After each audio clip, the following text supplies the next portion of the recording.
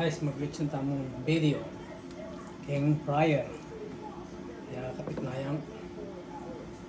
Muna na. Tapos yung nawa. Bigyan natin ng ito, another onion leaves. Yung onion leaves na buo. Tapos ito, lemongrass.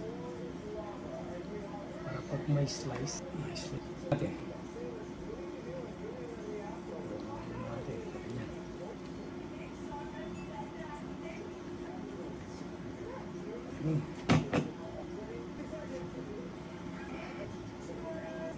Tapos na, pakukuloy natin ng half an hour para i-fryer lang sa fryer para sigurado malambot sa ilalim. Para may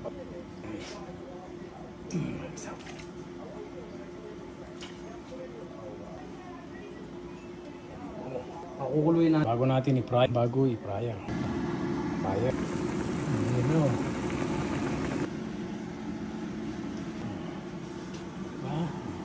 Sa fryer to.